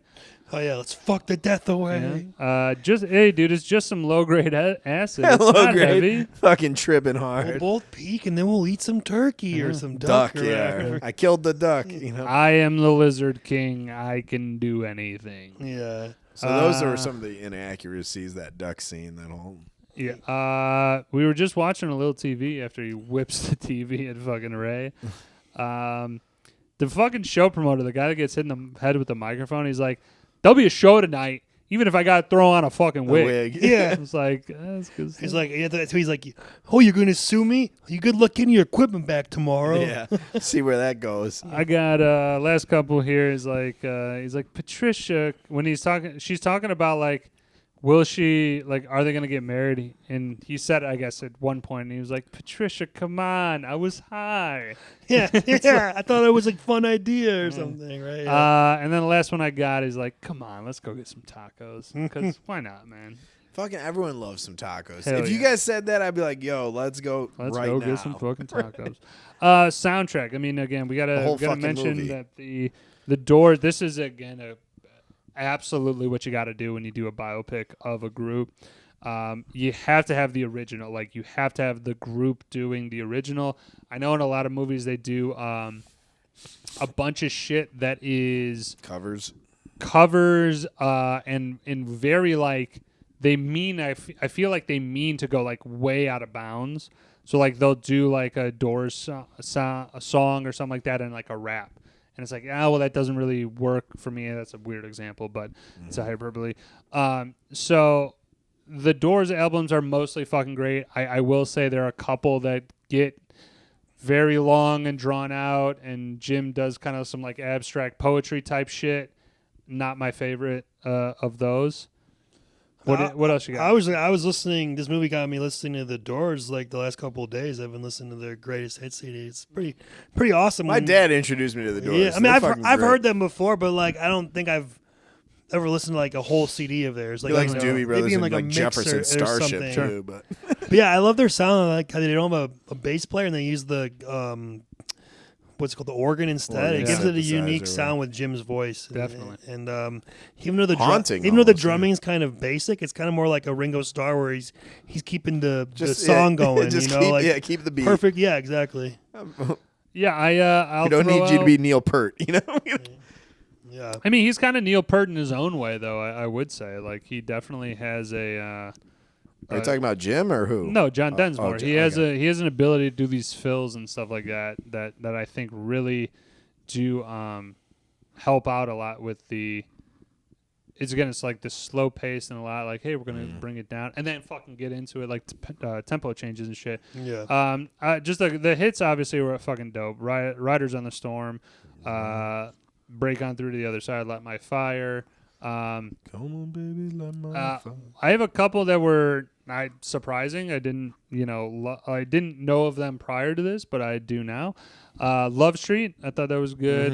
The Crystal Ship is a real trippy one when they're in the desert. The end, I believe, was not right at the end, but like leading up to it, where Jim is really getting into his mental breakdown. And then one that surprised me, which I'll ask you guys to give yours, is 5-1. I thought that was one of the songs of the fucking movie that I was like, okay, you have all the hits here. This is the one though that's fucking awesome. Have you heard of Jay-Z sampled that for Takeover for the Blueprint? And so I knew that right away. I'm like, this song sounds like a rap beat I've heard. I had to Google it. I'm like, oh yeah, 5-1 solid. Yeah, that one's great. Obviously, break on through the other side. Sure. You said, well, what's your surprising one that you were like, oh shit, Alabama song? Alabama song? Okay. You're taking all my fucking picks. There's like 40 songs. 5-1 we mentioned. I know, but those are my top two. Damn it. I mean, I'm saying a surprising one, not necessarily a hit. I mean, there were like, I think Love Street. Love Street, yeah. Yeah. I don't know if they played this one by like the Roadhouse Blues. I don't know if they played that. Maybe I just heard it on the album. I don't know. It could have been. There were a lot of them in the background. It could have been on the soundtrack, but not necessarily prominent, like they're playing it at a show. I mean, as far as ones, I don't know if you mentioned like that maybe weren't in the movie, but are great. Like Love Me 2 Times. You said Light My Fire, obviously. Yeah. You did Crystal Ship too. You mentioned Crystal that. Ship is one of the ones. That's People Are Strange. Love Her Madly. Riders in the Storm. You said. Soul Kitchen's not bad. Hello, I Love You. That's a great one. They didn't play, but I love that one. And Peace Frog, they also didn't play, but I love that one. That's in Waterboy.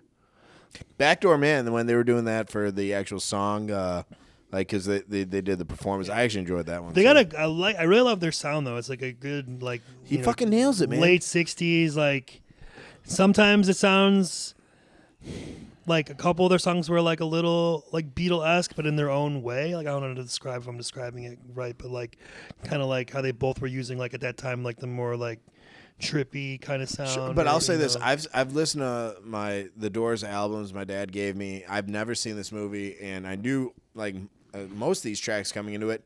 He does an incredible job. He sounds just seldom know the difference between A and B. Oh, sending our neon. What the fuck you doing, no, man? So I'm just saying the credibility of Val Kilmer and his vocals in this. That's incredible. You break it, you buy it. Val Kilmer. I think again that's another reason why the movie is so good is because again he sounds like the guy, but on top of it, he looks like him. It's so good though. It's just like when they did covers of the songs, him, Kevin Dillon, Frank Whaley. I think his name is Frank Whaley, and who played Ray Manzarek? Kyle MacLachlan. Like they did a cover of it. I love that. Because it sounded so good. I want to still stay in the soundtrack kind of genre here, but move into my Switcheroo. I would have liked to see the Doors hook up with like a band of the 70s. Like I just have a couple out here, like Aerosmith, Led Zeppelin, Black Sabbath, The Who, Deep Purple, Leonard Skinner, Allman Brothers, Doobie Brothers, Van Halen's, just some sort of collaboration in like a movie. I thought would have been cool. Like obviously, it doesn't really happen too much in a capacity like in the 70s, 80s. I feel like a lot of groups were like, no, we play the show. We're a 2-hour group. We're not. Then Aerosmith goes on. It's not like, hey, we're gonna join together and play something. I thought it would be cool though. So I think this is in the genre, or maybe not Switcheroo, but okay. That was just my Switcheroo. If you got a my Switcheroo is we've all seen Almost Famous. I'm assuming Almost Famous. Yeah. The time period that's based in is in '73. Now, keep in mind this ended around '71, and then Pam died at '73. But that'd be cool to see the girl at maybe one of the Doors show when she's like in her teens. Mm-hmm. And then when we pick her back up in '73, she's like, now touring with whatever band it was in Almost Famous. So I think you could easily draw a line or a connection. Sweetwater, yeah. I think that'd be kind of a cool like nod of like, oh my God, it's the same actress, or like a grown up version of the actress, at the Doors concert, during the hippie generation, picking it up there. I like it. I have two. Go ahead. I'm kind of excited about it. Oh, okay. I have a guess. Below your line. No, I'm just kidding. No. It is funny though. You brought that up a couple times. That was in '76, Bobby. I know it was a little late. I know. Yeah, you idiot. That's what he wanted to say. So I put it down to. I'm gonna start with the lesser one. So maybe like incorporate Blow in it, like the characters from Blow, like the movie Blow. Oh, that's cool. Like the drug Johnny dealer? Depp, like when he was growing up, was California? selling the weed, and then Jim Morrison was like a film student. Maybe they're Buying weed, together in the beach somewhere or something. Like they cross paths. Maybe I like that. That's he's a one good of their connection. shows or something. You know, Right. the early I like it. shows. Or Could like work. he's his dealer for some of his shit. And then Definitely could work. this one I'm more excited about. So, for obviously Kevin Dillon's in an Entourage, Johnny Drama. Right. For Johnny Drama in the show, you make his character actually played the drummer in the Doors movie. Like you incorporate that into his fictional bio. Now Johnny Drama is the drummer in the Doors I like movie. that. Yeah. Like I like just incorporating that whole thing, his resume, like Kevin Dillon's actual resume to Johnny Drama. Like a crossover, yeah. Like it's like a I double. like that. Yeah, so That'd be fun. That one I was excited about. Ryan's like, I like it. That's in. you were that's- smiling when you wrote that down. You're I like, was. you're I like, definitely thought he oh, was going yeah. dazed. I was like, I know that's a stretch, but I figured. Can't go to the well too much. Matthew with this. McConaughey was at the Doors concert while he was still in high school. Also, I would mention too that the one episode of Entourage, when they go to Joshua Tree, definitely inspired by this Doors movie. Sure. When they're tripping in the beach or in the desert. Desert, I'm yeah, sure it had to have peyote. a direct thing with Kevin Sure. Dillon in both as well. I like that. Yeah, that's a good connection. Yeah. I just have the I just have picking it. picking Nits. Yes. Yep. Yeah. Thank you. No, I take it back. I take it. Spinoff, prequels, sequels. I had the generic one. What if Jim Morrison didn't die? Like, I'm wondering. It's such a Dude, I'm thinking if he Shot didn't out of die a- that day, it's within 6 months. But no. What I'm saying, Bobby's like, okay, let's say he didn't have a debilitating fucking Okay. drug and alcohol problem. Let's say he was able to produce Get clean. music for the Okay. next 15, 20 years. Okay. I'm curious. I'm always in the mindset of like, what could an artist do in their arc? Like, Kanye is a bad example of like, he was here, now he's fucking down here doing crazy shit. But I'm just saying, like, if James Morrison, we're formal here, James. if Jim Morrison though was He shares my middle name. which was I with like. that poetry shit, like, Douglas. would he have gone that route and then just goes like, hey, I made money with the Doors, now I'm just gonna do poetry? Like, he was moving to Paris.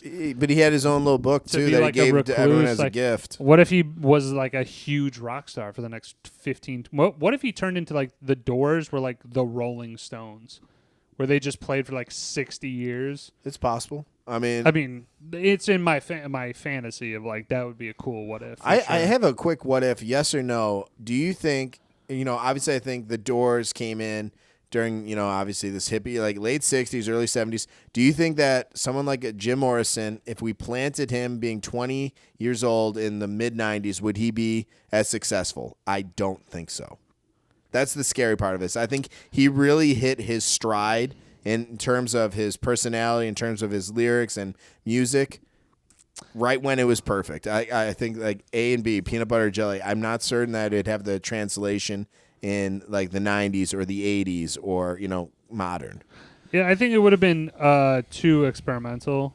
Okay. If I'm being honest. That's all I wanted. Was like, I'm curious. I think he really, obviously found himself right at the perfect time, like in terms of his voice and whatnot. It's hard to say. It's hard to say. I because guess. like their type of music is obviously layered in the 60s sound. So like, are they having the same sound in the 90s? Or are they gonna have a 90s sound? Are they gonna be like a grunge band?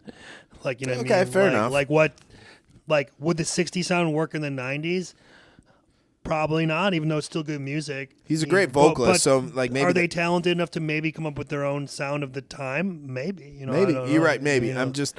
hard- I'd be very curious. It's hard to say. Plus, they, it's like a whole chicken and egg thing. Like they, probably inspired so many bands that would go on to later, create their own type of thing. But they, again, got inspired by the Doors or by the Right. Beatles or by whoever. I'm just saying. I'm thinking his vocalist talents and maybe his artistic would land him somewhere, but I'm not sure if it'd be as like so pivotal or so iconic. Yeah, I definitely as- think there's like a bigger. And being part of the 27 Club, like dying young, almost like what is it like? Puts you on a monument. I know that's not the right thing to say, but it's like even if you were just a good artist, you die at that age and you're like well known or you're in your heyday, it almost like memorializes you. Yeah, you know, words in are a hard sense. there a little bit. I think I like know words are difficult. yeah, like being in the '60s, you know, there's like more like less things to do, so like you're more in the forefront of things, like sports, music, everything. Like there's less options, so like you know, there was more. It was more important then. Like I think more emphasis. I could see that. You know. Yeah. Sorry, All right. went on a tangent. Picking Nits, I don't got a whole lot.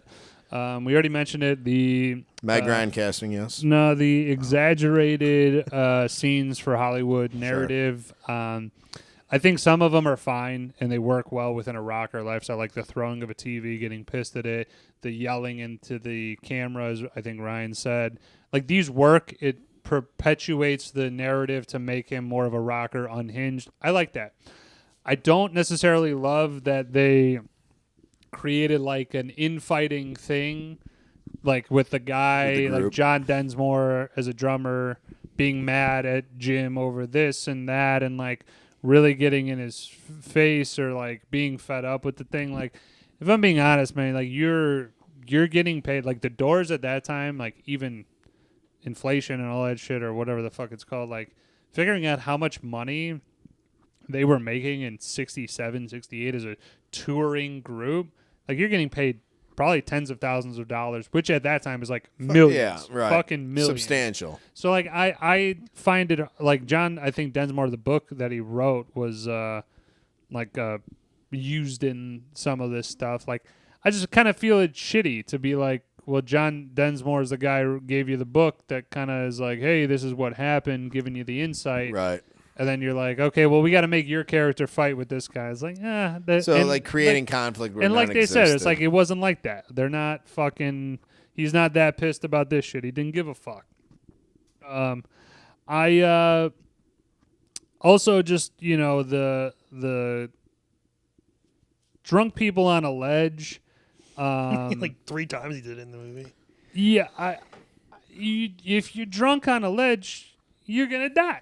Like you're not. He was doing like all this like acrobatic catching and like, oh no, save me, Pam. And then you add in another crazy person on the ledge. You're both dead. Like that's all I gotta say. Like in that time, you're fucked. But that was kind of scary. He's like, we could both go into like, I want to go away with you. He's like, we could do that right now. I have 4 notes. All right, let's hear them. But the movie's about 30 minutes too long. It's a little long. If you're gonna have that be that long, maybe make the scenes count more. Kind of went a little long with some of the drug scenes, like the trip. A lot of like maybe over, maybe a little long on some of the concert things. Like, I think you could have cut the whole like plot with the woman he had an affair with in the satanic wedding. I don't think that you cut that. That didn't really go anywhere. I don't know. Like, well, it shows that he's a philanderer. Yeah, he had anything. some like 30 paternity suits. I think it's fine fine to show him fucking a bunch of women, but the one chick didn't. He has 30. Holy shit! At his time of death, yeah. The one chick was supposed to be like his like side girl. I don't know. Again, didn't really do it for me. Also, the whole Native American scenes didn't. I don't really get the whole tying of it in. I'm sure there was some type of theme or something I'm missing with that. Well, I mean, it's in his music and his poetry and stuff like that. Where like what? In the Lizard King, like all this stuff is like it's got a tribal, what like about not like it? significance, but like it has themes and shit that are like Native American stuff. I think it's more of a thing of like a guy that is let's just say it, like Jim Morrison was very like misguided. Like prime example, said that his whole family had died and he was a only child or something like that. No, he had. And let me finish. Go ahead. And so it's not true. His family was well and alive here, but he was like, no, I don't have a family. I'm fucking by myself, lone wolf, doing all this shit. It's like, okay, I get that you're fucked up in the head. You turn to drugs. Drugs then fuel, hallucinations. like I'm just saying, like the tie into the Native American shit is like that's where it goes. Is like I think that was overplayed though. To Ryan's point, I don't think it goes anywhere. I still don't. I think you could take the whole thing out and it would make no difference in the movie. Agreed. Okay. Either way, that's your opinion. Well, I don't think you did a good. I mean, no offense, I don't think you did a good job explaining it. He kind of mentioned it via the shaman and saying peyote. He has themes of Native American shit in his poetry, right? Okay. And that's where he draws it. So like, but yeah, they rolled it hard. In his time when he was alive, he was very tied to like Native American themes and Celtic shit. Yeah. My part of being misguided is that like you're a white dude that grew up in like Phoenix or some shit like that. He went to University of Florida. Yeah, right. It's like it's misguided in that. It's like it doesn't. He probably shouldn't have been like, oh, I'm very in tune with the Native American culture.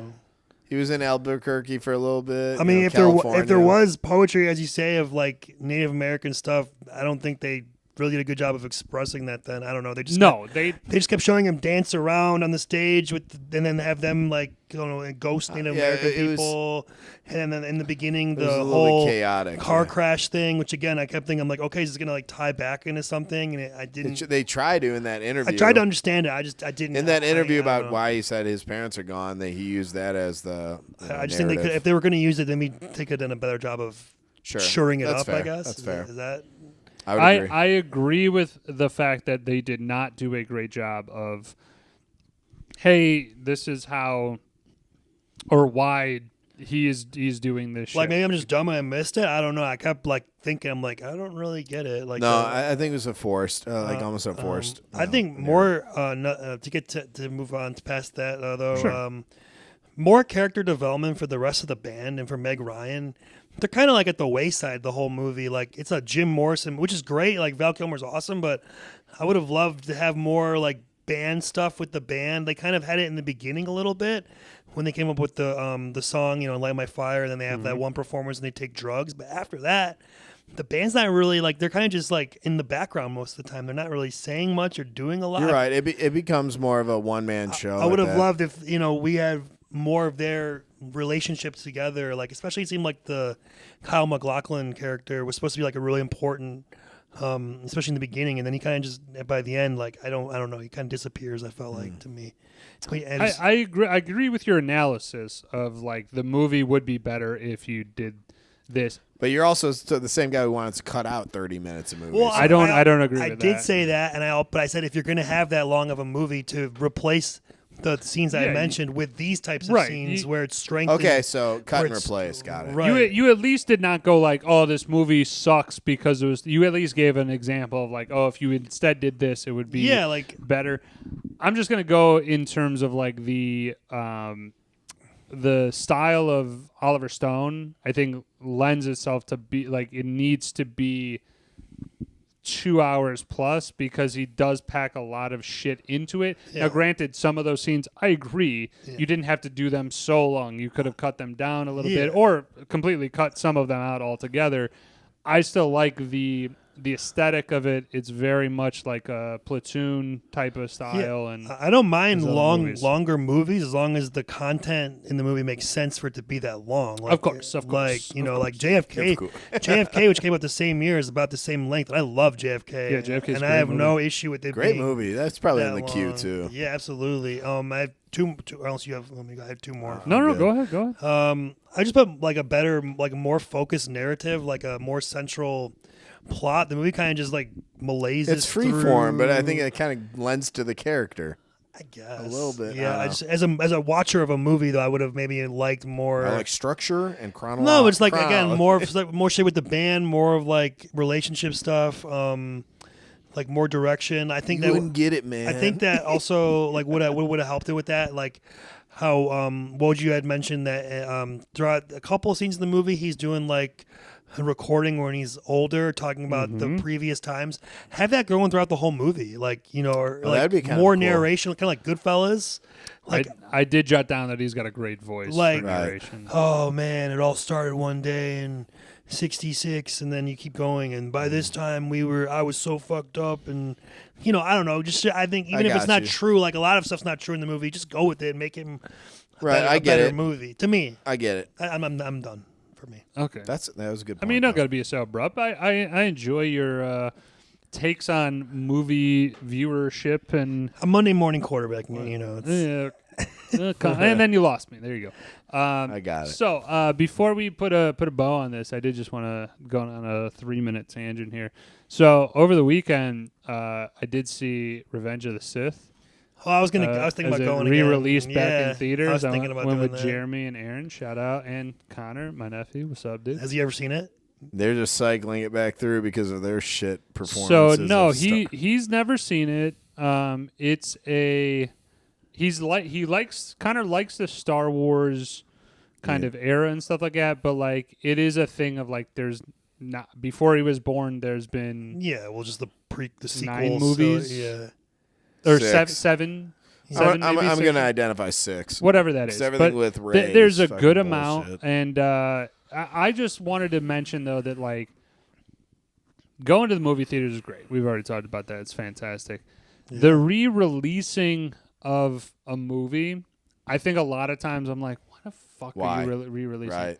Star Wars is the one in the other category for me. Yeah, is of course. Like this franchise belongs so much on a large theater format. Dude, yeah. That it's just so much better. I know a lot of movies can kind of fall into that category, but really, really for me, Star Wars is the 100%. the Love creme it. de la creme, the absolute one that needs to be Yeah. in a theater. Go ahead. I was like, anything with action and like sci-fi, like, dude, if they were like, Terminator 2 is coming out in theaters again, fuck yeah, or like Terminator, or like, We're going to see it. even like, like Back to the Future, something cool, Sure. like. Yeah, I think sci-fi almost lends to it, especially with the action scenes in Star Wars. Like, I want to see that on a screen I could barely like get left to right on with a loud noise. You know? Yeah, or even if like heat, like they're gonna have heat in the theater, that'd be Yeah. so sick, dude. You know what I mean? Like, I would dress up like Heat too. That's awesome. I mean, I would agree, Bobby, that it is just a copy paste of like, hey, how can we make more money? Oh shit, these guys, everybody will go and see this for another weekend or so. They got me. If you got an audience, They got for it, me. right? Like, I mean, I was talking with Ryan though. Disney's just been puking left and right on other I adaptations think of Star Wars. the Star Wars series have definitely been lackluster. There've been a couple good ones. I know Mandalorian was pretty solid. Yeah, but that's if John Favreau or Lucas are behind it, sure. Go ahead. Yeah, or for Dave sure. Filoni. Yes. So, but I was talking with Ryan before about like, damn man, I really want to see like a movie. I'm fucking been aching to go to one, and then my brothers were like, hey, you want to go fucking see Star Wars? I'm like, hell yeah, bitch. So it turned out to be just perfect timing with that. But this is one thing that I just posed to the group here is like, Sure. got your candy, you got Nah, your what? I don't really get candy. All right, well, shut the fuck Okay, up. what if you Let me sneak get it this in and you shit don't out. have to pay for it? Quit being an asshole. All right, let me get the shit. All right. I pay. I have an issue I with pay you the now. money at the thing because I like the candy that's there. I sneak it in. What are your guys' thoughts on the mini Starburst? There's no wrappers on it, so you can just reach in, but they're like this big, and it's like a bag of pink and red ones, which are the best flavors. Yeah, good. Yep. But like, it is this thing of like, I took a handful and I was like, this fucking sucks, man. This is I like to the earn my worst. Starburst. I like the bigger ones. I do like that. I do like earning I the. have 3 thoughts that come to mind. Three, immediately. oh. This guy, he's gonna write a Prolific. thesis. One, yeah. Starburst is my favorite, and Skittles of like the fruity candies. Sure. I Understandable. prefer it in the Favorite color? traditional form, pink and yellow. Pink's number 1. I don't really care for red as much. That's I like the lemon. 2, Skittles. I like Skittles red Skittles. All Fuck day. green apple. Red. I have an issue with that. Sorry, go It's ahead. okay. I'm a purple guy. I'm a grape. I like red, grape, and yellow, and green's okay. Lime was great. Why they changed it to green apple? I would shoot Dude, I someone. fuck with some sour Skittles, man. Okay, sour. I was gonna say though, if I'm gonna get candy at the movies, I'm gonna go with a chocolate, not a sweet. He's candy. going to Not chocolate like a later. Sure, fruity because you're gonna candy. get popcorn. You heard want it here sweet, first. Salty, salt. sweet. Yeah, I Exactly. get that. Makes Yeah. sense. See, I'm a sweet. And So- if I'm gonna get something, it's gonna be Kit Kats. If they don't have Kit Kats, Reese's Pieces. If they don't have Reese's Pieces. We did get Reese's Pieces. Either maybe a Milky Way or a Crunch Bar. Milk duds could See, do it. that's insane. A Like Milky Way delicious. is no. What the Milky, fuck's wrong with this Milky Way is delicious. I also want some of the Milky Way. As a snack in a movie theater, that is horrendous, bro.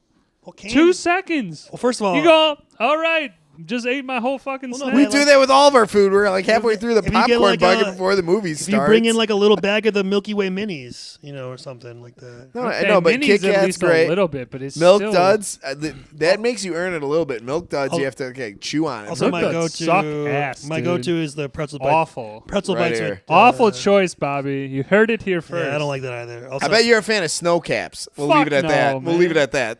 my go-to is pretzel. I'll eat 'em, The but- pretzel bites with cheese. But yeah, this guy's a weird. I'm a popcorn till I die. Popcorn is like 3 bites in and I'm done with it. I don't even want it anymore. That's The crazy. fuck's dude. okay? Like, who hurt you?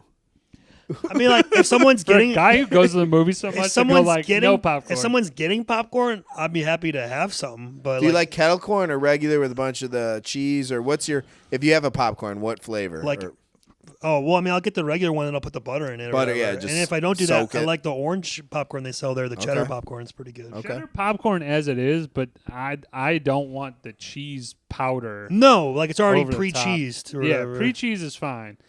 But I love me some kettle. I actually did decently well for a little bit of like not eating the popcorn right away.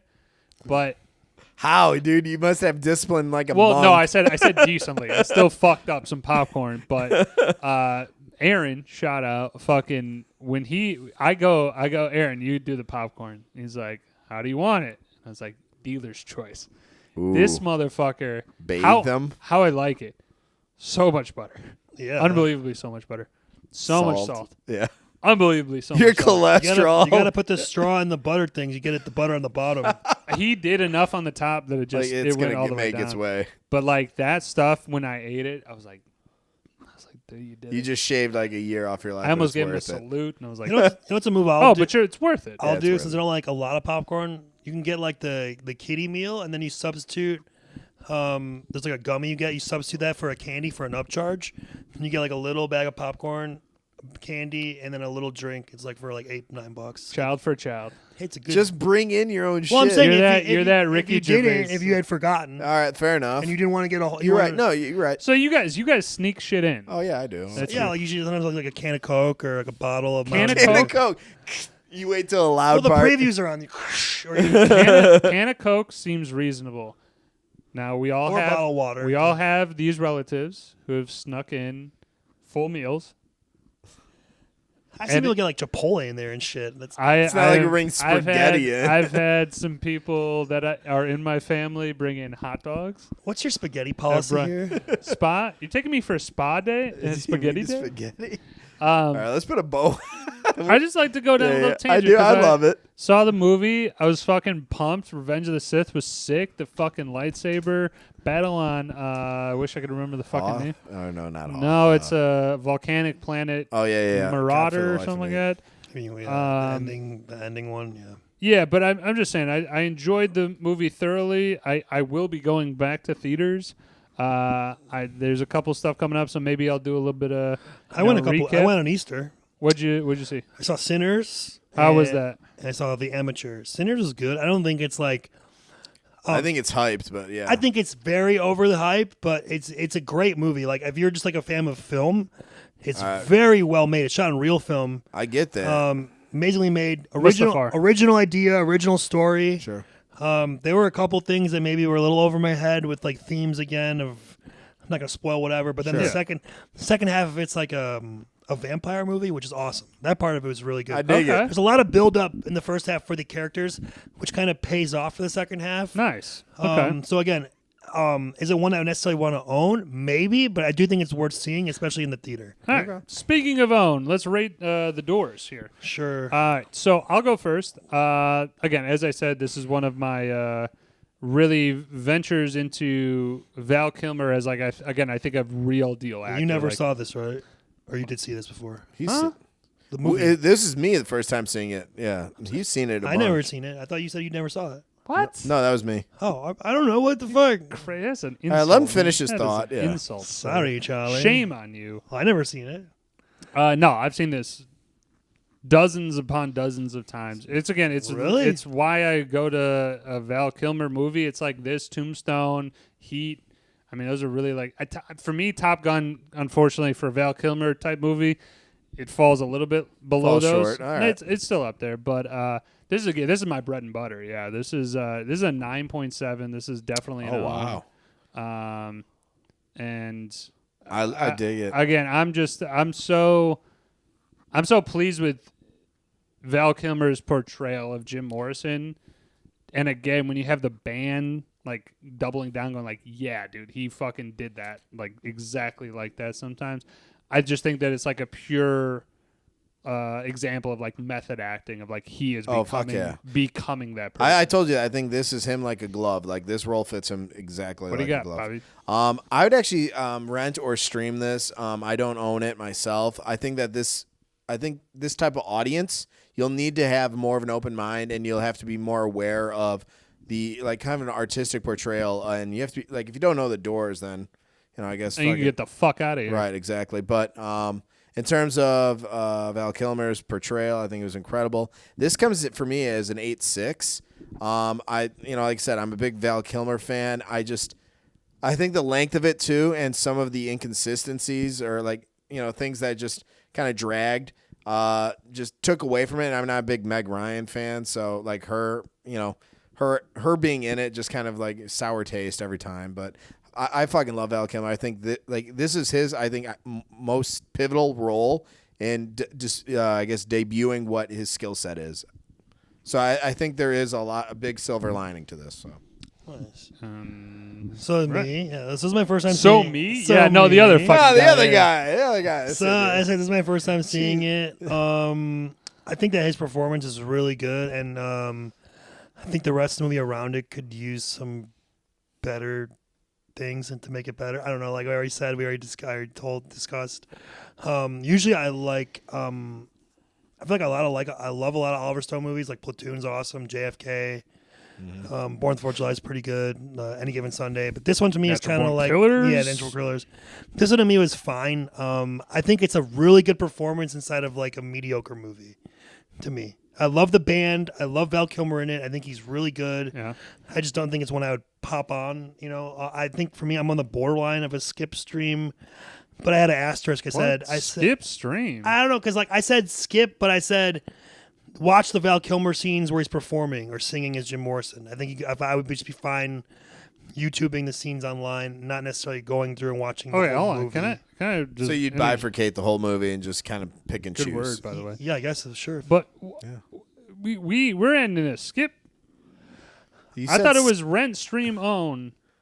Stream and rent are the same thing. No, rent. I'm sorry. It was skip, stream, own. Okay, but borderline skip or my bad. Yeah, for me, it's just like it's not a one I would like necessarily revisit. Again, I think the performance is really good. Well, just gonna stab you, but yeah. No, I forgot that we. What ranking we did could you get include? I gave it a 7.4. Okay. I think it's solid. I don't think it's like again, I give it a lot for the. I like that though. You packaged a great performance in, like you're saying, like the shell around it doesn't add too much. I think it had the potential to be a really good movie, and it has the director, but I just think it was kind of a miss. They didn't fire on all cylinders, if you will. Okay, that's my opinion. You can have your opinion, no problem. All right, so Mr. 9.7 over here. Again, hey, he's firm in his. You gave me shit. I gotta give it back to you. He says he's seen it a dozen times. But again, this is to me. This is a movie that. Val Kilmer, up until this point, like yes, he has Top Gun, serious role. Oh, it's his first leading role, absolutely. Right. But I'm saying like it's serious role, real genius. That was his debut. But I'm saying he was like a goofy, kind of quirky dude. guy in that. Tombstone was just after this, right? Tombstone, it came out 2 years later. Yeah, 93. So like as she's starting to get more serious, that's where my Val Kilmer like kind of starts of like in 91, starting to get more serious because that's what I enjoy him more as opposed to again, great, amazing performance. He's guy should be nominated for an Oscar. If you think about it, other people have portrayed musicians have won. Jamie Foxx for Ray, Rami Malek for Freddie Mercury, and I think this blows those two out of the water. It's at least on the par with it. Certainly. Rami Malek though on Queen, I think he did a good job. I think all three of them did great jobs. It was surprising he wasn't nominated for an Oscar for. Like I said, for me, I would just like. I would just like want to see certain scenes and not the whole movie. Yeah, I mean, Jeremy Irons won the Oscar in '91 for Reversal of Fortune. Well, you got to look at the '92 Oscars because that's the year for '91 movies. Oh, I didn't know that. Anthony Hopkins, I believe, won the Oscar for Silence of the Lambs. Well, okay, so we don't even Damn, need dude. to All look right, that up. well, there we go. Ryan's a movie guy. Well, I listened to a podcast about this too in preparation. To, Shout 'em out. Cat- Nobody's listening. Oh, the anyway. rewatchables. I've shouted them out many times. There you go. All right, who's got the next movie? Me. Okay. Now, as I said before, you kind of what you said before, Woj, like you remember you were debating about Tombstone or this. I was debating, of course, between Heat, which I think I'm just going to save for another time because I can do Heat anytime. We can do, yeah, that's in the docket. So if we're doing a regardless. Val Kilmer one that's sentimental to me, I'm going to do Batman Forever. Okay. I know, obviously, it's got some flaws, but nostalgically and sentimentally to me, and it's a Val Kilmer leading role, I think it'll be fun to talk about. So Hell yeah, I'm dude. gonna I dig it. Let's do it. Yeah, Batman Forever. All right, the Journeymen Lounge podcast will ride again, dude. Perfect. I might have to start a countdown here. We got 15, now 14 episodes to the big hundo. Yep. It's gonna get crazy. We're gonna be We'll have some fun with it. blowing it up, and Bobby's gonna owe me some money by the end of the night. I'm sure we're gonna be throwing around some bets there. Of course we will. Gambling. Gambling. All right, that's how we end it. Peace.